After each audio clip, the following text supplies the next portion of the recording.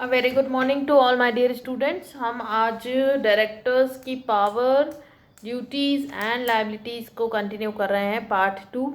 कल हमने last class में हमने पावर्स और ड्यूटीज़ के बारे में पढ़ा था। आज हम पढ़ेंगे लाइबिलिटीज़, जिसको हम बोलते हैं दायित्व। लाइबिलिटी को हम टोटल 4 पार्ट में डिवाइड करते हैं। लाइबिलिटी टू आउटसाइडर्स या थर्ड पर्सन, बाह्य पक्षकार के प्रति दायित्व।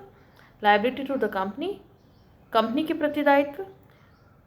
थर्ड आता है क्रिमिनल या civil liability to the law, कानून के प्रति नागरिक एवं दंडनीय दायित्व। और फोर्थ आता है liability for the act of co-directors. अब पहला हम देख रहे हैं लाइबिलिटी टू थर्ड पार्टी या जो आउटसाइडर्स हैं उनके प्रति क्या दायित्व बनता है डायरेक्टर्स का। पहला हम लेते हैं बाह्य पक्षकारों के प्रति दायित्व, जिसमें फर्स्ट पॉइंट आएगा हमारा गर्भित आश्वासन भंग करने की दशा में। अगर कोई भी डायरेक्टर कम अपने स्कोप से बाहर, लेकिन जो कंपनी के आर्टिकल है उसके लिमिट के अंदर रहते हुए कार्य करता है, तो हम उसको बोलते हैं गर्भित आश्वासन भंग करने की दशा में। तो जो भी उसने ऐसा कार्य करा है तो उसके लिए वह स्वयं व्यक्तिगत रूप से जिम्मेदार होगा।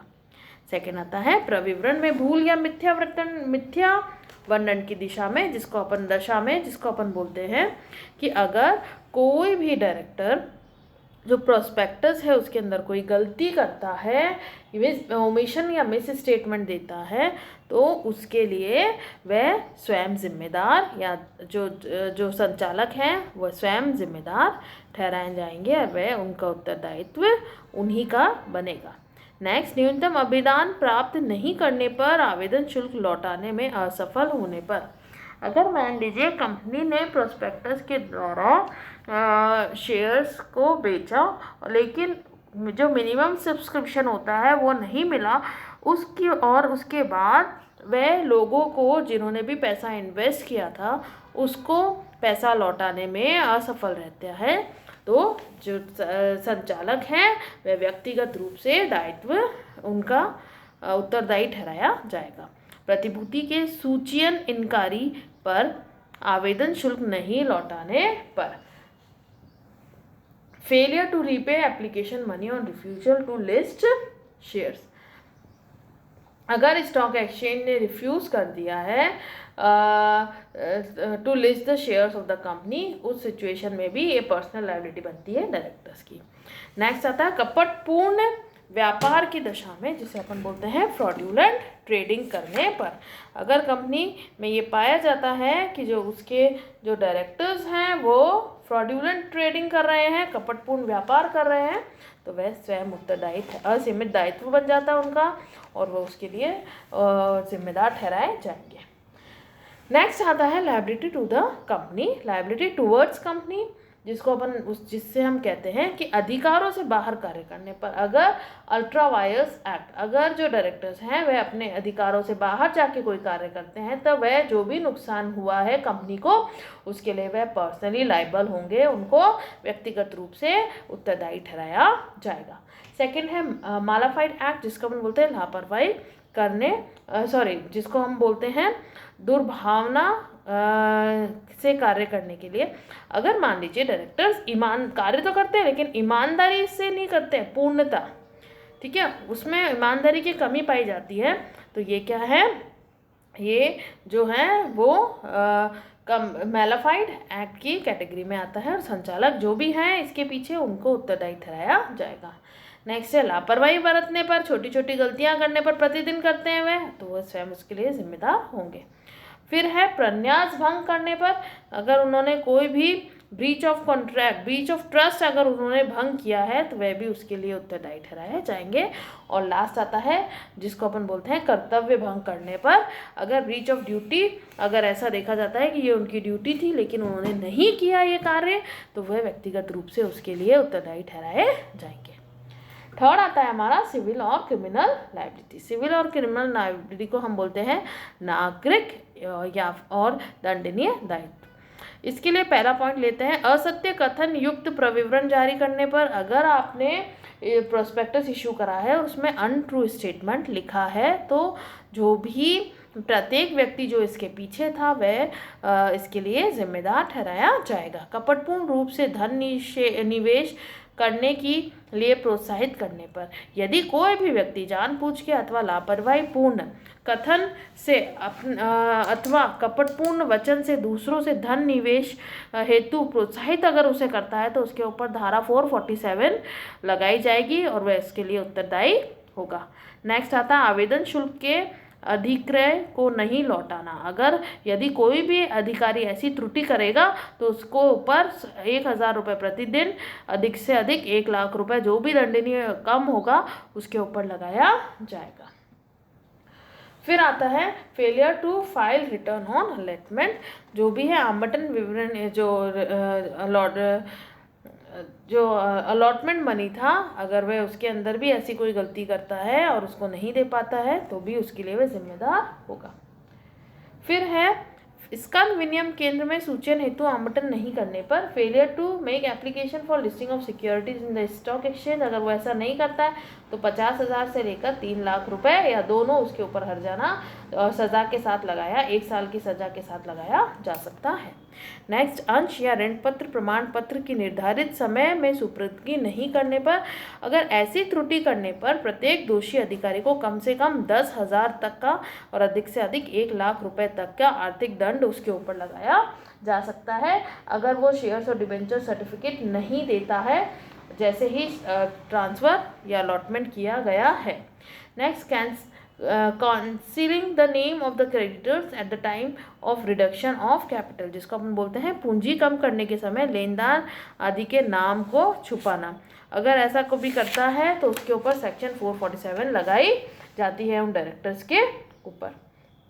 नेक्स्ट है failure to file particulars of charges with the registrar. अगर जो प्रभार हमने पढ़ा था चार्जेस, अगर वो फेल हो जाता है तो 6 महीने की सज़ा, 25,000 तक का जुर्माना उसके ऊपर डायरेक्टर के ऊपर लगाया जाएगा।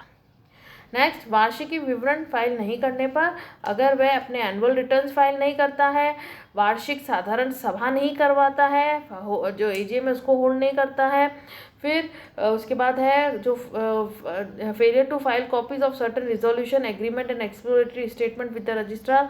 संकल्प, ठहराव या कोई भी व्याख्यात्मक विवरण आदि जो रजिस्ट्रार को देना था और उसने नहीं दिया है। Failure to distribute dividend within 30 days. जैसे ही डिविडेंड डिक्लेयर करा और उसके 30 डेज के अंदर अगर आपने लाभांश नहीं दिया है लोगों को। Failure to maintain proper books of accounts. उचित लेखा पुस्तक आपने डायरेक्टर्स ने अभी नहीं रख रखी हैं। फिर उसके बाद failure to maintain proper books of account हो गया। फिर है वार्षिक विवरणी सभा में वित्तीय विवरण प्रस्तुत नहीं करने पर। अगर जो हमारी एनुअल जनरल मीटिंग हो रही है और डायरेक्ट जो कंपनी अपनी फाइनेंशियल स्टेटमेंट को वहाँ पर नहीं रखती है, उसके साथ failure to comply with accounting standards आपने पढ़े होंगे, अगर वो अकाउंटिंग स्टैंडर्ड या लेखांकन मानक है उनको फॉलो नहीं करती है। फिर है वित्तीय विवरण के साथ संचालक मंडल के प्रतिवेदन तथा संचालकों के दायित्व विवरण को संलग्न नहीं करती है। अगर जो failure to attach to financial statement जो बनाया है उसमें बोर्ड ऑफ डायरेक्टर्स और डायरेक्टर्स रिस्पॉन्सिबिलिटी स्टेटमेंट नहीं लगाती है। वित्तीय विवरण के प्रति रजिस्टर को फाइल नहीं करने पर। Failure copy to of financial statement to file with registrar. फिर है कंट्रीब्यूशन टू पॉलिटिकल पावर को, अगर जो पॉलिटिकल पार्टीज़ को अगर अपनी बियॉन्ड जो भी लिमिट है उससे ज़्यादा अगर कंट्रीब्यूट कर देती है। उसके बाद है for entering into forward dealing of securities. जो फॉरवर्ड डीलिंग होती है वायदे का सौदा, उसमें अगर वो बिजनेस करती है। और नेक्स्ट है for entering into Insiders trading of securities. अगर इनसाइडर ट्रेडिंग में भी अगर वो करती है, आंतरिक सूचना आधारित सौदे करती है। फेलियर टू असिस्ट रजिस्ट्रार और जिसको बोलते हैं any authorised person by the central government in inspection of books of accounts. अगर जो रजिस्ट्रार अथवा केंद्र सरकार द्वारा अधिकृत किसी भी अधिकारी को लेखा पुस्तक आदि के निरीक्षण नहीं कराने पर 500 रुपये तक का जुर्माना उस पर लगाया जा सकता है। अधिकरण द्वारा अंशों के निर्गमन तथा प्रतिभूतियों के अंतरण पर लगाए गए प्रतिबंधों का अनुपालना नहीं करने पर, जिसको अपन बोलते हैं failure to comply with the restriction, अगर कोई रिस्ट्रिक्शन लगा रखे हैं और आपने उसको फॉलो नहीं किया है, on issue of shares and prohibition of transfer of security bye the tribunal, tribunal ने आपके ऊपर रिस्ट्रिक्शन लगाया था और आपने उसको फॉलो नहीं किया है। फिर है acting as managing director after termination of appointment by the tribunal, आपको ट्रिब्यूनल ने हटा दिया था, उसके बाद भी आप प्रबंध संचालक या संचालक के पद पर कार्य कर रहे हैं। कंपनी शोधन क्षमता, कोई झूठी घोषणा करना, गलत डिक्लेयर करना कि कंपनी सॉल्वेंट है अभी, अगर उसकी घोषणा कर देते हैं। झूठे विवरण, प्रतिवेदन, प्रमाण पत्र देना, झूठे अगर साक्ष्य आपने दिए हैं। अनुचित तरीके से कंपनी की संपत्ति को रोकने पर अगर आपने ऐसा कोई कार्य किया है, तो ये सारे आते हैं civil and criminal liabilities to the act. फिर लास्ट हमारा आता है liabilities for acts of co-directors. अब को डायरेक्टर्स क्या होते हैं? साथ वाले डायरेक्टर्स। तो अब इसमें ये कहा जाता है कि कोई भी संचालक जो है अपने सह संचालकों का ना तो एजेंट है और ना ही नौकर है, ठीक है। आपको एग्जाम में ये स्टेटमेंट आ जाएगा तो आपको ये पॉइंट एक्सप्लेन करने पड़ेंगे, जिसमें हम बोलते हैं ना तो वो क्या है, एजेंट है उनका, ना ही वो उनका नौकर है। अतः सामान्यतः कोई भी संचालक अपने सह संचालकों के कार्य के लिए कभी भी उत्तरदायी नहीं होता है, लेकिन ये जो पॉइंट्स अब हम पढ़ेंगे वहाँ पर वह उसके लिए उत्तरदायी होता है अगर यदि सह संचालक अन्य संचालकों की जानकारी में कोई कार्य करता है, यदि कोई संचालक मंडल पर उस सभा में भागीदारी करता है जिसमें उस चीज़ का अनुमोदन किया जा रहा था, यदि संचालक मंडल में उस सभा में भागीदारी करता है जिस सभा में उस सभा के सूक्ष्म का अनुमोदन किया गया है और उसमें किसी सह संचालक के कार्य का अनुमोदन किया गया है, और यदि संचालक किसी सह संचालक द्वारा किए गए कार्य पर अपनी सहमति दे देता है, तो वह डायरेक्टर जिम्मेदार होगा अपने सह संचालक के कार्य के लिए भी। अब आपको इम्पॉर्टेंट जो क्वेश्चन बनता है, explain the liability of directors in details, ये जो 4 पॉइंट हमने पढ़े हैं आपको ये एक्सप्लेन करने हैं। Thank you so much.